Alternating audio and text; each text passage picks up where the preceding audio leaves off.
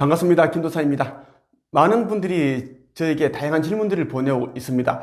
그 가운데 가장 많은 질문을 받는 것이 경제적 문제입니다. 이번에도 이런 질문을 보내주셨습니다. 어떻게 하면 힘든 경제적 상황에서 벗어나 풍요로운 삶을 만들 수 있을까요? 이 질문을 보내주셨는데요. 이런 고민은 많은 분들이 가지고 있습니다. 저 역시도 과거에 이와 같은 고민을 매일 수백 번 정도를 했던 것 같습니다. 하루 벌어 하루 먹고 살기 바쁜 그런 시기였는데요. 더군다나 지금은 코로나19 감염증 사태 때문에 일자리를 잃고, 그리고 기업이 도산하고, 그리고 자영업자들은 보증금을 다 까먹고 나가는 그런 일들이 지금 빈번하게 이루어지고 있습니다.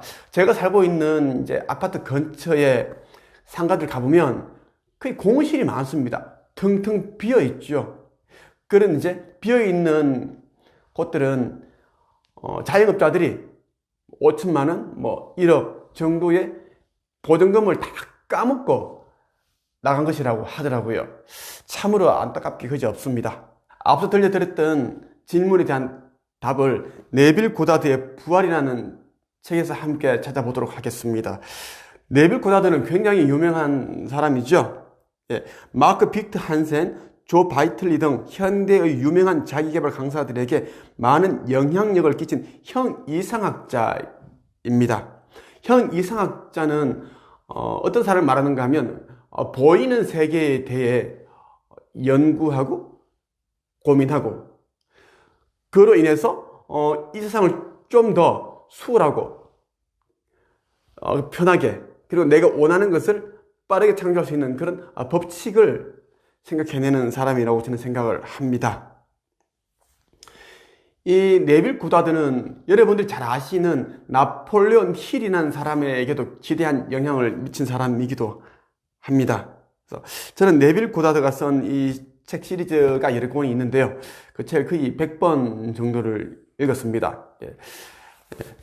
제가 네빌 고다드를 알기 전과 네빌 고다드를 알게 안 이후의 삶은 정말 제가 달라졌다고 사람들에게 계속 이야기를 하고 있습니다. 눈에 보이는 세상이 다가 아니고, 그리고 이 세상에는 이 세상의 어떤 그런 법과 규칙이 있듯이 우주에도 우주에 따른 그런 우주의 법칙이 있습니다. 원리가 있다라는 것이죠. 그 우주의 법칙과 원리를 안다면 여러분들이 하는 일에서 작은 노력으로 큰 성과를 만들어낼 수가 있다라는 것입니다. 이제 여러분들에게 어떻게 하면 힘든 그런 경제적 상황에서 빠르게 벗어나서 풍요로운 삶을 만들 수 있는지에 대해서 함께 말씀을 나눠보도록 하겠습니다. 네빌은 이렇게 이야기를 합니다. 허상이라는 것은 없습니다. 상상 속의 활동이 물질적인 결과를 만들어낼 수 있다면 우리가 살고 있는 세상이란 본질적으로 상상의 세계에 그 근원을 두고 있다고 말할 수 있습니다. 이것을 증명하려 한다면 자신의 상상 속에서 어떤 일이 벌어지고 있는지를 관찰한 후에 그것과 상응하는 외부의 결과가 일어나는지 그렇지 않은지를 살펴보면 됩니다. 만약 외적인 세상 안에서도 내부와 상응하는 결과가 일어난다면 허상에 그치는 상상이란 존재할 수 없다는 결론을 낼 수 있을 것입니다. 내부의 상태가 물질적인 결과의 원인이 된다는 원인의 세계를 이해하는 넓은 시야를 가진다면 우리는 세상을 창조하는 창조자로서의 책임을 가지게 될 것이며 상상할 수 있는 최상의 것들만을 상상하려 될 것입니다. 우리는 내면과 외면, 이 두 가지를 가지고 있습니다. 우리의 눈에 보이는 이 현실 세계, 외부 세계는 우리의 내면에서 비롯되었다라고 보시면 된다는 것이죠. 우리의 내면 세계가 어떠하느냐에 따라 그대로 이 외부 현실도 나타난다라는 것입니다. 그래서 외부 현실을 바꾸기 위해서는 스펙을 쌓고 열심히 공부를 하고, 그리고 대학원을 다니고 열심히 살고 착하게 살고 이렇게 하는 것이 아니라 내면 상태를 바꿔야 된다는 이야기입니다. 내면 상태가 궁핍하고 불안감과 두려움으로 가득 차 있고 가난한 그런 생각, 상상으로 가득 차 있다면 그것에 대한 결과는 뭐예요? 가난하게 살고 있는 그 현실이라는 것입니다. 이것이 네빌이 내부의 상태가 물질적인 결과의 원인이 된다라고 이야기하는 것이죠.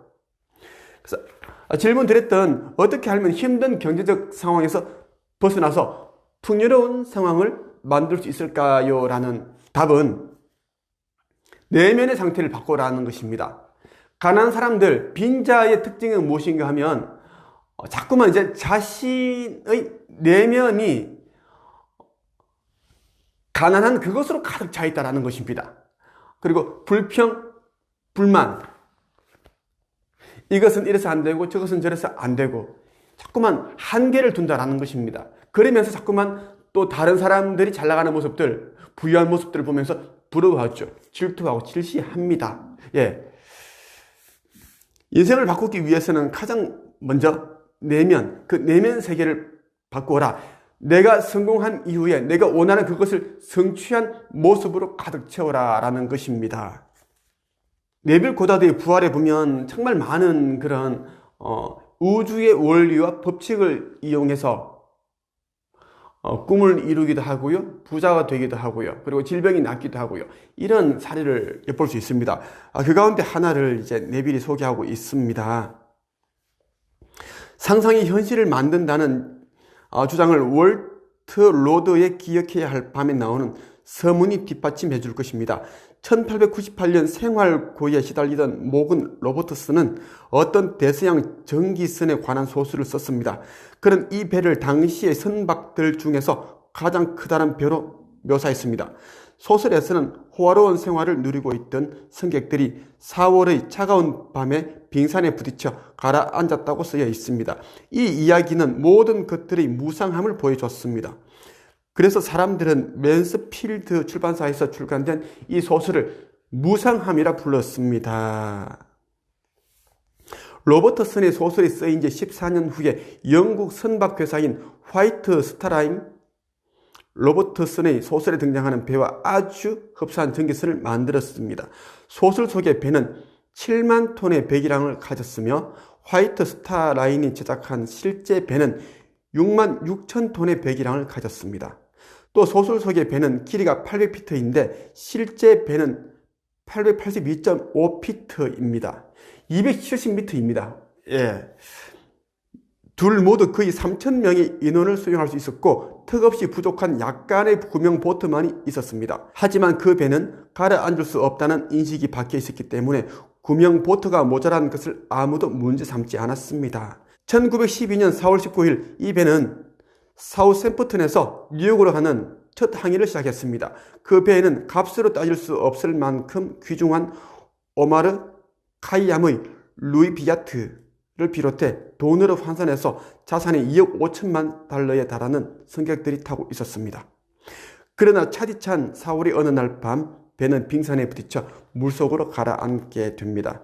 로버트슨은 소설 속에서 그 배를 타이탄이라고 불렀고 실제 화이트 스타 라인이 만든 그 배는 타이타닉이라는 이름이었습니다.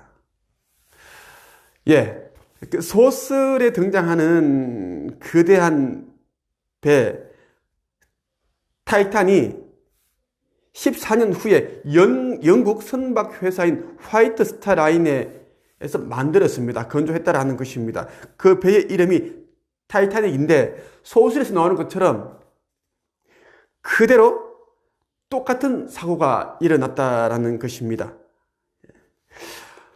빙산에 부딪혀서 그 배가 가라앉게 되는데 그 당시에는 사람들이 절대 이 거대한 배 길이만 300m 정도가 되고 3,000명 정도의 사람들이 타고 있는 이 거대한 배를 침몰시킬 수 있는 것은 아무것도 없다라는 그런 인식이 박혀 있었는데 그 인식이 깡그리 무너진 것입니다. 예. 이 책이 이제 이 사례를 소개하는 이유는 뭐냐면 상상이 현실을 창조한다라는 것을 이야기를 해주기 위해서입니다. 로버트슨이 타이탄이라는 그 배가 침몰하는 그 소설을 쓰지 않았더라면 실제로 그 일이 일어나지 않았을 거라는 그 이야기인 것입니다. 어떤 상상이건 현실 속에 나타난다라는 것입니다. 여러분이 자꾸만 이제 과거에 힘들었던 그런 상상을 하고, 그리고 앞으로도 과거와 다를 바 없는 그런 힘든 삶을 살게 될 거라는 그런 상상을 하게 된다면, 우주는 여러분들에게 똑같은 상황을, 아니면 더 힘든 그런 상황들을 재현시킵니다.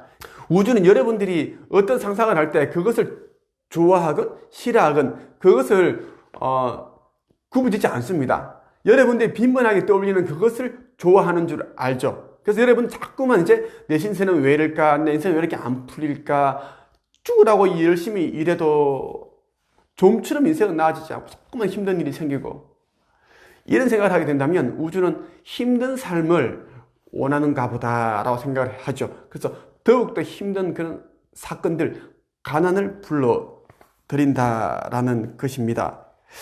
그래서 네비는 또 이렇게 이야기를 하죠. 깨닫지 못한 인류의 상상 속의 활동은 현실의 악몽을 만들어냅니다. 상상과 그것이 원인이 되어 만들어진 현실은 시간적, 공간적 간격이 상당히 멀리 떨어져 있어서 둘의 관계를 깨닫기 힘들 것입니다. 현실에서 일어난 사건들은 단지 외형일 뿐입니다. 이 비극의 원인은 다른 시공간 속에 존재합니다. 로버트슨이 한 상상은 실제 사건이 일어나는 장면과는 시간적으로 공간적으로 멀리 떨어져 있어서 마치 과학자가 조정실에 들어가 시공간을 통해 유도 미사일을 조절하는 것과 같습니다. 상상력이 풍부한 작가들은 자신이 보는 세상의 모습을 전달하지 않고 그 모습을 나타낸 그들의 마음 상태를 전달합니다. 캐서린 맨스필드가 죽기 얼마 전에 자신의 친구 오레지에게 편지를 썼습니다. 사람들마다 사물을 대하는 다양한 마음 태도가 있는 것만큼 사물에 대한 다양한 모습들이 존재하는 것 같아. 그리고 그 주변의 상황들은 마음의 태도와 함께 변해가지.